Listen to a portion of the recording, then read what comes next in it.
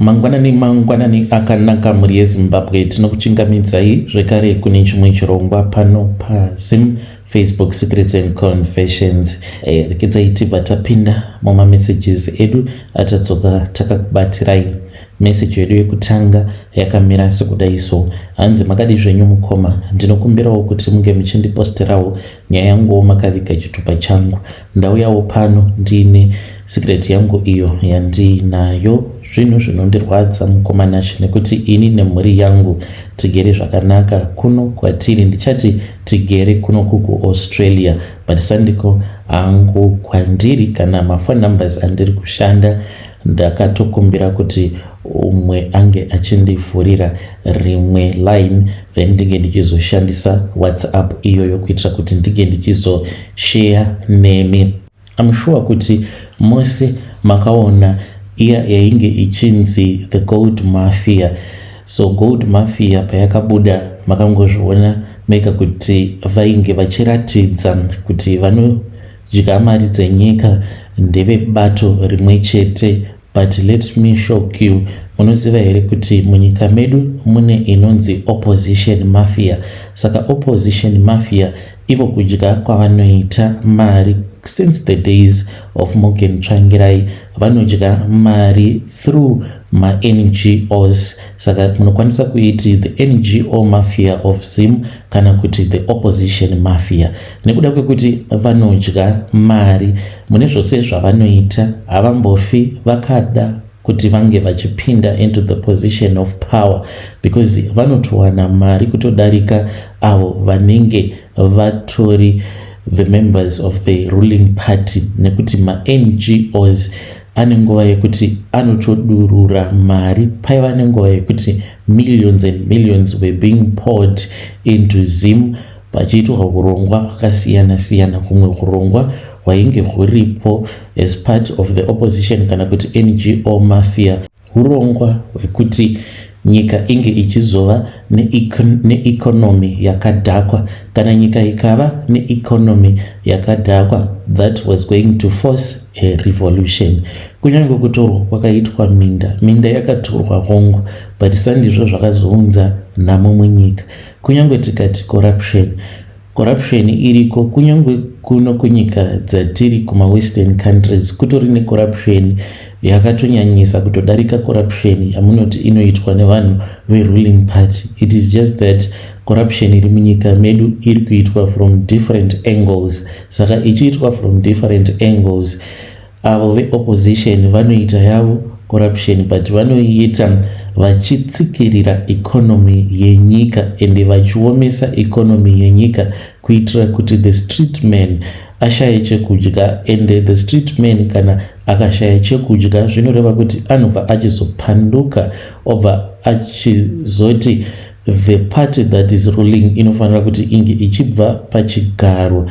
That was the conspiracy that I was introduced into. Zvakatangira pabhawa repaZindoga.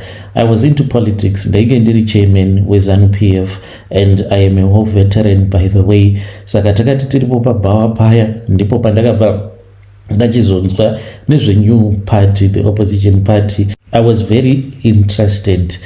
Ndo pandakatanga kunzwa nezvayo pati iyoyo. Saka ndainge ndine mabhururu angu avo vaipota vachienda kuma meeting. Ndakabva ndachizotanga kuendawo kuma meeting nekuti ndainge ndine magrievances angu andainge ndinawo. Saka ndainge ndichishuvira kuti nyika yaifanira kuti inge ichizova nemamwe mapato anopikisa anenge ari strong enough to contest against ZANU-PF. Saka when MDC came out, I was very interested. Then I joined. When I joined MDC in secret, then that was when apo pandakabva ndachizotanga kunzwa nezvema NGO. It started as a job. Ndakatanga ndichangoshanda. I was just a regular normal driver. We used to deliver some medical supplies muzvipatara zvakasiyana siyana kumaruzeva.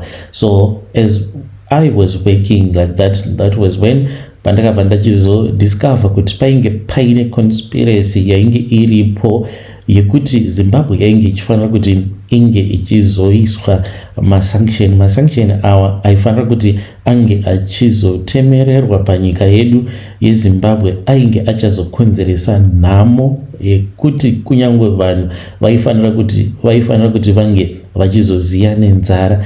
Saka when they made this conspiracy, havana kunge vakaziva kuti Zimbabwe haisazofanana neEthiopia, nekuti ivo vainge vachida kuti Zimbabwe inge ichizosvika palevel renhamo sezvakaita kuna Somalia kana kuti kuEthiopia, kwekuti vanhu vanonzi vanosvika pakuziya nenhamo. Ndo zvaifanira kunge zvakaitika ipapo pakarongwa mapato awa opposition. Saka vainge vachitarisira kuti kana kuri kunzi the level of suffering and poverty kana ikasvika palevel iroro rekuna Somalia kuna Ethiopia, uko kwamunoona pamifananidzo inobuda pama-TV vana vachiziya nenzara, vabereki vachiziya nenzara, vanhu vachifa nekuda kwekuti vanenge vasina zvokudya. Saka vaifungidzira kuti kana zvikadaro then dzimwe nyika dzekuma western countries dzinobva dzichizounza ma-peacekeeping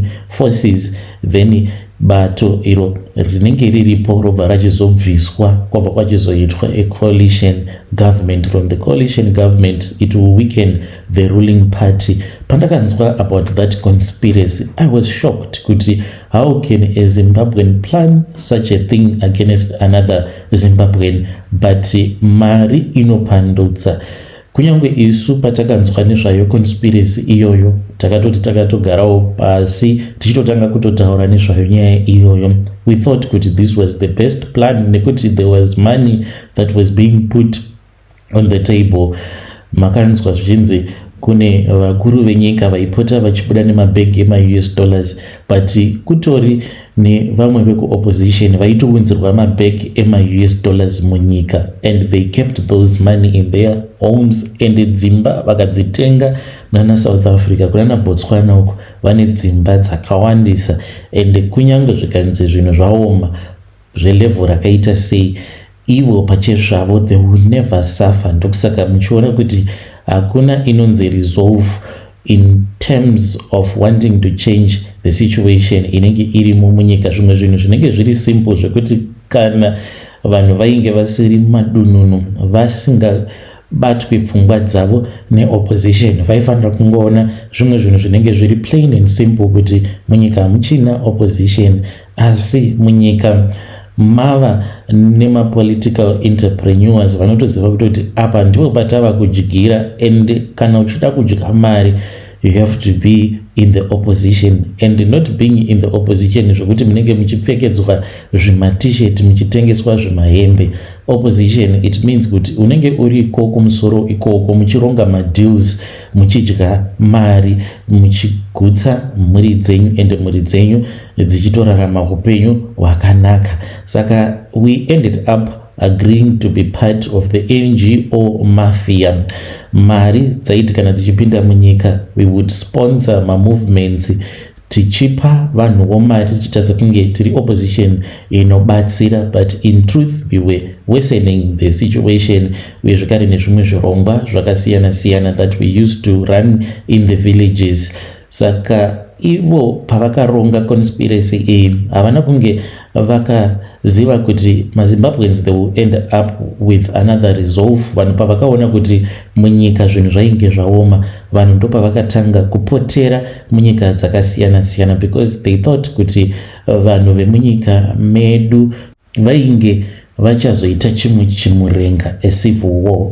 Chimurenga ichi chaifanira kunge chakaitika panguva iya yana Roy Bennett, kana muchiri kuvaziva, ndipo paifanira kunge pakaitwa a civil war, asi vanhu vakabva vachizotanga kubuda munyika, nekuti munyika kuitira kuti munge muchizonzi maita a civil war panenge pachitoda mayouth, varume. Zvino makore acho iwawo vana vechidiki ndo pavakatanga kubuda vachienda kunana South Africa, vachienda kunana Botswana. Saka this NGO mafia payakaona kuti ndo zvainge zvava kuitika munyika, they stepped a little back, vakabva vachizotanga futi kusponsor mamwe ma-organization ari kunze kwenyika to revolt against maZimbabwean avo ari munyika imomo mavanenge vari.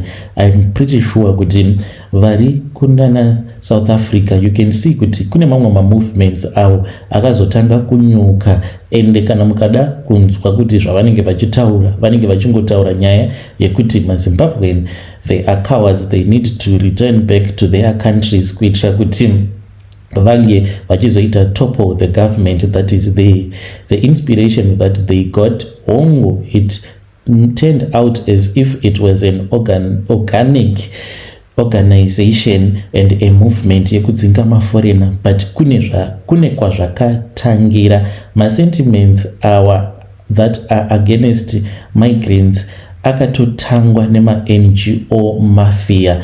They started posting kubva kuma 2013-2014 vainge vava kutotanga kutogadzira ghost account Facebook vachita sekunge they are angry South Africans vava kusada kuti maZimbabwean arambe achishanda munyika yeSouth Africa, uye zvekare nepamaredhiyo vaitosponsor vanhu kuti vange vachipota vachitofona. maZimbabwean akawandisa aifona pamaredhiyo station South Africa yose yakateerera.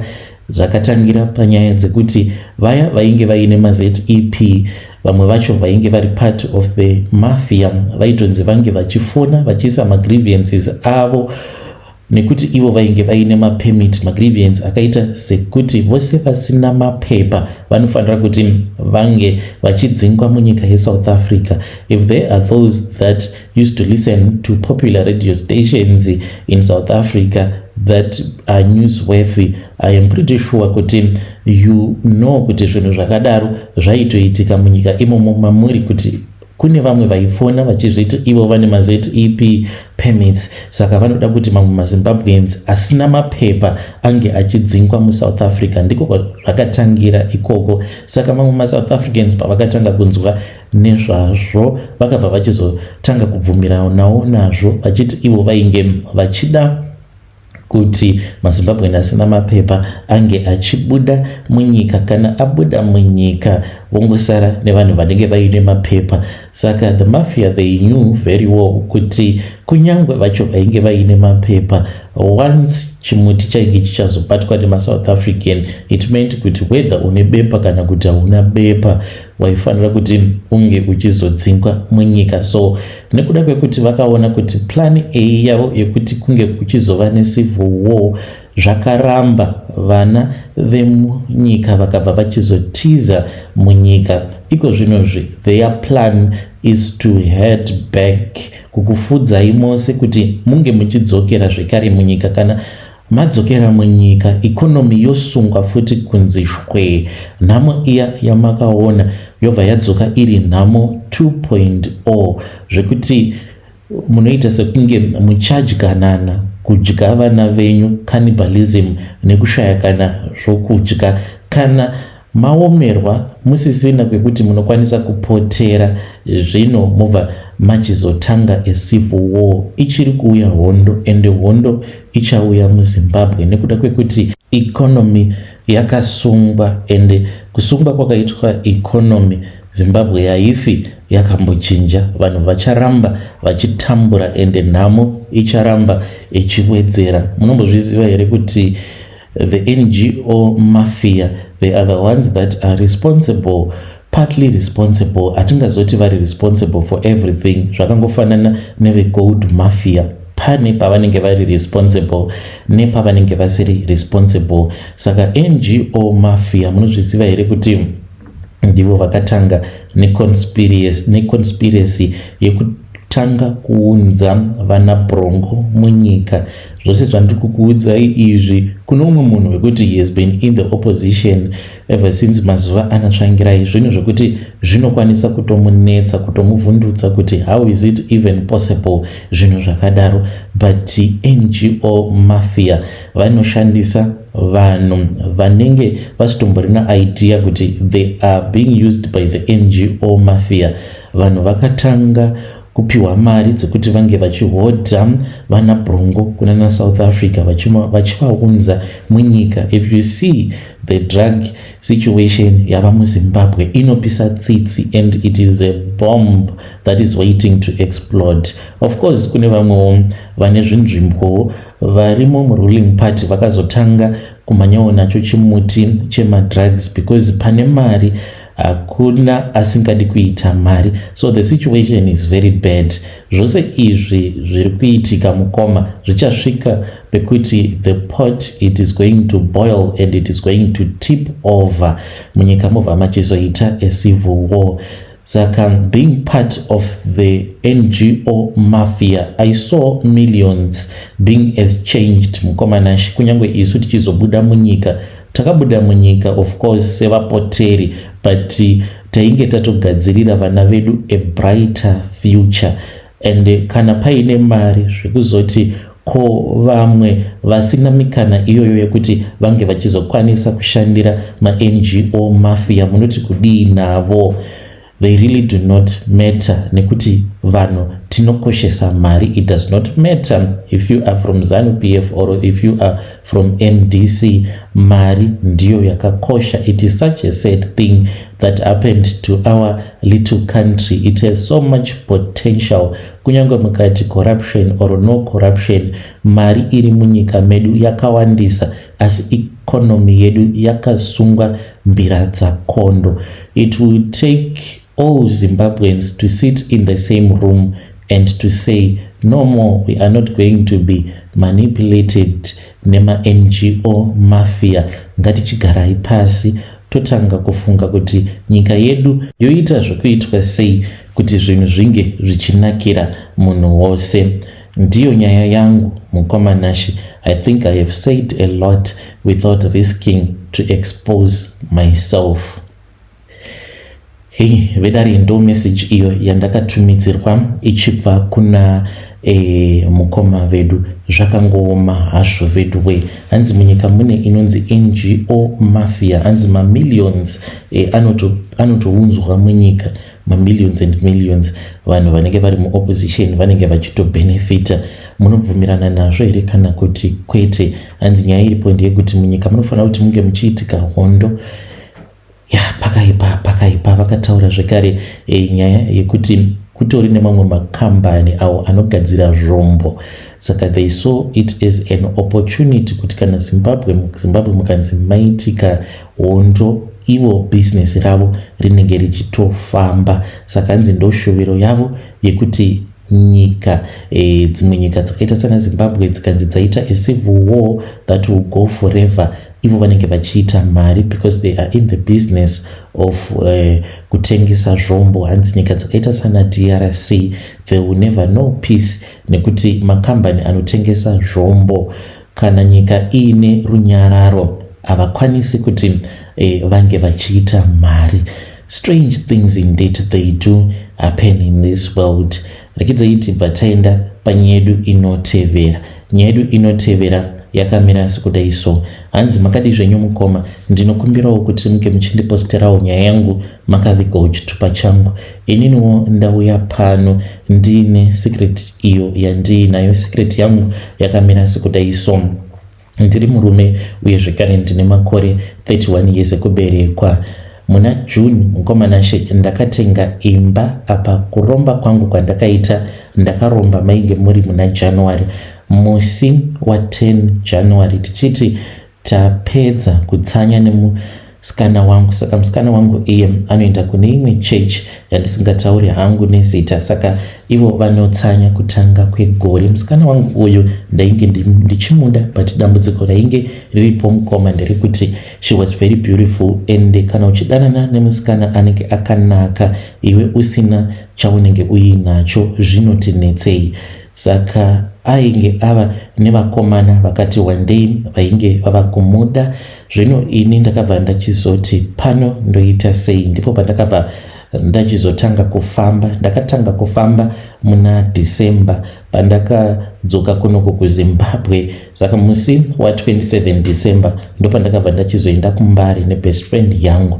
Akanditi ainge aino mumwe mudhara waainge achiziva wekuMalawi, akabva ati vanhu vekuMalawi vazhinji vacho vanenge vachizivana nen'anga. Saka takaendako, tasvikako ndopa takabva tachizotanga kutaura nemumwe mudhara wekuMalawi uyo akazotiudza kuti kuMatapi kwainge kuine mumwe mukadzi uyu ainge ari wekuMozambique. Takabva tachizoenda kuMatapi ndokubva ndachizopinzwa mumatare. Vakanditi ndinge ndichidzoka musi wa 29 ndo pandakadzokerako kudare kwavo. Pandakadzokerako vakabva vachizondibatsira, vakabva vachizoenda neni musango mukoma. Musi wacho iwoyo kwainge kusinganayi, but pakarova imwe mheni mukomanashi. Zuva rakacheka nyika kusinganayi because vakaenda neni vakati tinge tichipfugama pamuhacha. Pakarova mupande wemheni, saka mheni iyi payakarova yakasiya zai. Vakabva vachizondipa zai iroro. Mushure mekunge vandipa zai vakabva vanditi ndaifanira kuti ndinge ndichizochengeta zai iroro. Vakabva vachizondipa zvekare mushonga nekuti musikana wangu ainge asingadi kuti tinge tichisika bonde, nekuti ainge achiti unofanira kutanga wandiroora. 5 January ndakabva ndachizoenda kumba kwavo ndikanomutora, ndikabva ndati kune kwadainge ndichida kuti anga achindiperekedza. Ndakati ndichisvika pamba pavo ndainge ndiine mushonga wandainge ndakapiwa. Saka musikana wangu ndichamuti Messi. Ndakabva ndachizomutora Messi, but ndainge ndazora mushonga weya kumeso. Ndakauzora ndakatomira pagedhi repamba pavo. Ndainge ndakanzi ndige ndichibata fenzi yepamba pavo apo pandinenge ndichizora mushonga kuitira kuti unge uchizokasika washanda. Paakabuda panze akangonditarisa ndokubva atongotanga kuseka, akabva ati apa ndiri pamutsanyo, apa hamene zvandiri kungokunzwira. Ndikabva ndachizomubvunza kuti ainge achinzwa chii, akabva ati zvinoda wandiroora, for now hazviiti, please usada kundiisa pamuidzo. Ndikabva ndaziva kuti zvainge zvatoita. So takabva tachizobuda ndokubva tachizoenda mutown. Taenda mutown, I kept on suggesting kuti taifanira kuti tinge tichimbotsvaka somewhere kwataifanira kuti tinge tichimboenda zvedu kwatinenge tiri free and comfortable. So I convinced her kuti tinge tichizoenda kulodge. Taenda kulodge ndikabva ndachizorara naye. Pandakapedza kurara naye mukoma ndakabva ndachizoburuka pambedha ndikabva ndachizonotora zai. Ndakatora zai rangu ndokubva ndachizoriisa pasikarudzi pake. Iye zvose zvinhu izvi Messi zvichiitika haana kunge achizviona nekuti she was seeing visions of things that were not happening. Aitozviona ndakatorara pasaidi naye busy hugging her because ainge achiri kunzwa pain sezvo ndainge ndamubvisa kumandara. Saka zai iroro mukomana chirakabva rachizonyangarika rikadzokera kumba kwagogo vekuMatapi. Mushure mekunge zvose izvi zvaitika, mukomana ndakazotanga kubata mari. After musikana wangu vapedza 10 days avo ndopandakatanga kubata mari, but mari yacho yaingoita ichiwedzera zvishoma nezvishoma sezvandainge ndakaudzwa nagogo. Ndakabva ndachizomuramba musikana wangu nekuti ndo zvandainge ndakaudzwa kuti unofanira kuti unge uchimuramba. Saka mhiko ndakapiwa mhiko dzekuti ndinofanira kurara ndakagara. Mukomanashi handitendedzwi kuti ndinge ndichirara pambedha, angava ari masikati kana kuti usiku. Asi kana ari masikati ndakanzi ndinofanira kuti ndinge ndichizopota ndichizorodza musana wangu. Saka ndinokwanisa kurara pafloor, but kurara pacouch ndakaita zvokurara handitotendedzwi, asi kurara ndakagara ndinotendedzwa. Saka ndinotowaridza hangu pafloor kana ari masikati ndobva ndarara. Ndinongoti ndichingorara chete ndinototanga kutorota ndichitoita bonde nenyoka. Ndiyo secret yangu yandiunza pano mukomanashi. Ndakazotenga imba kuBorodale. Imba iyi yandakatenga yakakura kwazvo. When you post my story, please tell me. Ndichange ndichizotevererawo ndiri mucomment section. Rekedzaiti bataenda panyedu inotevera. Nyedu inotevera yakamira sekudai. So hanzi makadi zvenyu mukoma, ndinokumbirawo kuti muge muchindiposterawo nyaya yangu makavigawo chitupa changu. Ininiwo ndiri mudzimai uye zvekare ndine makore 26 years ekuberekwa. Ndakauyawo muno muSouth Africa mainge muri mugore ra2020 ndobva ndachizotanga kugara nasisi vangu. Ndakati ndava kugara nasisi kudaro, sisi vakabva vachizotanga kundibata huyanga. Handiziviwo kuti why, maybe inhau yekuti ivo sisi vana amai vavo, then ininiwo ndina mama vangu, but mama vavo vainge vakasoshaika kudhara apo amai vangu pavakazoroorwa nababa kuchizozvarwa inini. So I thought kuti like we were very close because takangokura tiri very close inini nasisi vangu, but I did not know kuti munhu anochinja. Saka pandakazotanga kugara navo muno muSouth Africa ndizivi kuti vaitya here kuti zvimwe kuda ndinozotanga kudanana nemurume wavo, because vakangondichinjira vakatotanga kutongondibata rafu zvekuti ndakazobvapo pamba ipapo zviya zveforce, ende vakatoita zvekutondimanikidza kuti ndinge ndichitanga kugara neumwe murume. It turned out kuti murume uyu he was HIV positive. Ndakarwadziwa kana ivo vanoti vakarwadziwa nazvo, because vanoti ivo vainge vasingazvizivi kuti murume iyeye ainge ari HIV positive, kusazoziva hangu kuti vainge vachizviziva here. So when I discovered kuti the man that I was now staying with, this man was HIV positive, ndakatadza kuti ndinge ndichimuregerera, because ivo vakati kwandiri unofanira kuti unge uchimuregerera. Ndikati how can I even forgive such a man? Handikwanise kuti ndinge ndichimuregerera ini. Saka mukoma I then moved on, nekuda kwekuti I had already seen kuti I was now HIV positive. Mukoma nachi ndakabva ndachizotanga kuita wild. Ndainge ndava kudanana nevarume vakawanda, ndainge ndava kumuhurira, because ndainge ndava kuti kana wakandivenga ndaibva ndachizozviswededza padhuze nemurume wako, ndobva ndatotanga kutodanana nemurume wako. Ende kana murume akati anongoda kurara neni pasina kushandisirana dziviriro, ndainge ndisingamborambi, because ndaichitoziva kutoti ndikuda kutomuzadza chirwere, ende kumuzadza kwandinenge ndaita chirwere ndinenge ndatozadza newe, ndiyo inenge iri revenge yangu iyoyo. Saka nerimwe zuva mukoma ndakabva ndachizosangana neumwe murume, ndakasangana naye mumall. Murume uyu ainge akaita kuzadza troli recheckers. Ndikabva ndati yo, murume uyu anoratidza kuti ane mari. Saka paakataura neni ndakafara, because ndakangoramba ndakangomutarisa. Ndokubva atanga kutaura neni, akatanga kutaura neni neEnglish. Ndikabva ndatoziva kutoti ainge ari wekuZimbabwe. Ndikabva ndati ndinotaura ini. Ndokubva tachizotanga kutaura tose. Akandikumbira mafone numbers. Akati andikumbira mafone numbers, ndikabva ndamupa mafone numbers angu, then ndokubva tachizotanga kudanana. Ndakazomuka ndiri pamusoro peguva mushure mekunge ndaenda kumba kwake for a sleep over. Pandakamuka ndiri pamusoro peguva, kana iye akavhunduka mukoma nashe, zvinhu zvakatoitika asina kutarisira. Saka murume iyeye anoti kana uchidanana naye haambodanane newe zvinoenda kure, anongodanana newe ongokushandisa obva atokusiya.